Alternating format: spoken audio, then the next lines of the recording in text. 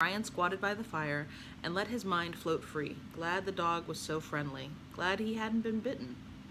He looked to the east and thought he could see a glow. Maybe a couple of hours to daylight, and then what?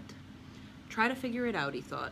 The dog was clearly not wild, clearly friendly to people, and had heard, smelled, felt that Brian was out in the lake sleeping in his canoe, had awakened him by whining. Clearly wanted help. But where had she come from? There was no collar on her.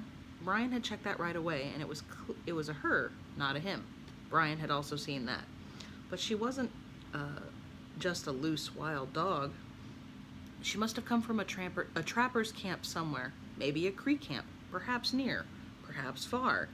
She must belong to somebody, but Brian had seen or heard absolutely no sign at all of any people anywhere within miles. And if there had been a camp or people, he would know. Animals in the bush react to people, feel differently if there's anyone about. And he had not felt that difference. Nor had he seen tracks, smudges in the grass, had not smelled smoke. Nobody was close. And yet, here was the dog, obviously a person dog, a dog that wanted to be with humans, a dog that couldn't hunt for herself well.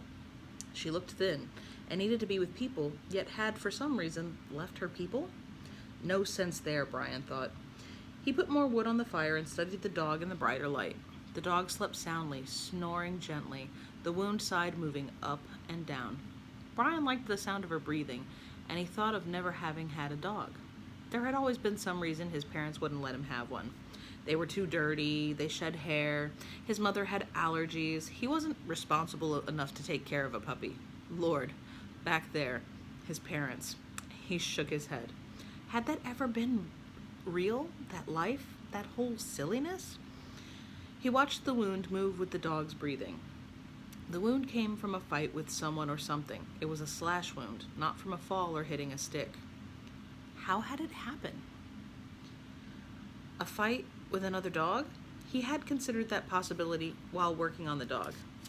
It had been in a major battle with another dog and had been driven out. But Brian wasn't sure if that sort of thing happened outside Jack London novels. He had come to realize that much of what Jack London wrote about the bush was utter nonsense. He might have been a tough man, and he might be a good writer, but he'd also been a hammer drunk, and there was a lot of silliness in what he said about wilderness. Besides, most people wouldn't let a fight get that far out of hand. A dog that was ripped up that badly couldn't do much work for a while. And trapper dogs were used for work, packing, pulling toboggans, and he didn't think a dog that liked people as much as this one seemed to would leave just because of a fight. So something else? But nothing else made sense. The dog wouldn't leave her home unless she was driven out, and the wound was serious enough. Wolves?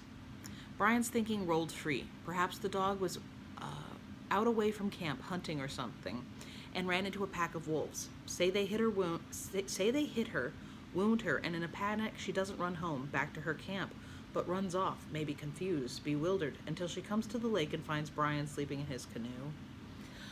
No, if wolves had hit her, and David Smallhorn had told him that sometimes they killed small dogs and ate them, she would either have run back to camp or the wolves would have finished her, eaten her.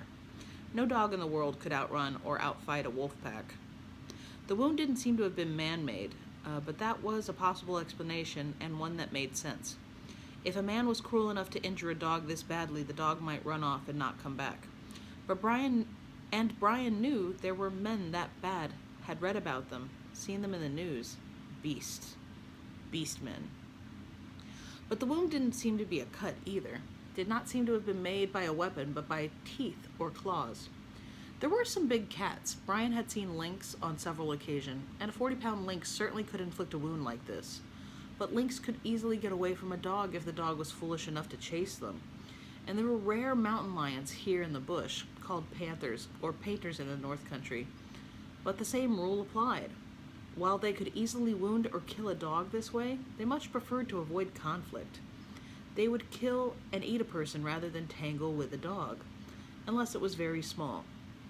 Brian had seen several accounts of mountain lions stealing poodles and other small dogs from homes around Los Angeles. One mountain lion there had actually taken a woman who was jogging near LA, killed her, dragged the body off, and eaten part of it. But not dogs. That wouldn't explain the dog leaving its main camp. Deer, moose could inflict such a wound with some hooves or antlers if attacked, and dogs were sometimes badly injured while trying to attack deer, although more often it was the deer that were injured. Many deer each year were mauled and killed by domestic dogs. People just had no idea how vicious their pet German Shepherd could be if it packed with 3 or 4 other dogs and ran up on a deer or sheep or sometimes a child. But again, that wouldn't explain why the dog ran off. Even if she tried to attack a deer and the deer injured her this badly, she would go home for help, not run off. And that left what? Just one animal left in the North Woods could do this. Bear. One blow with a clawed paw could easily rip a dog in just this manner, and heaven knew they were strong enough to do it. Brian had seen a bear throw a 1/4-ton log through the air looking for grubworms. But again, it made no sense. If the dog was injured by a bear, it would run home, not away. No sense. It was almost light. He put a pot of water on the fire to boil and make tea. Today would be busy, like it or not, and he was coming to like it. He now had a family, someone to look after. The dog would need food and more care, and that meant he had to hunt, to kill. He could take more fish, even panfish, to feed the dog at first if he needed to. But in the end, the dog would need good meat, red meat, just as wolves needed it. A moose would be too much for a small buck deer would fill the bill, and between him and the dog, there would be no waste.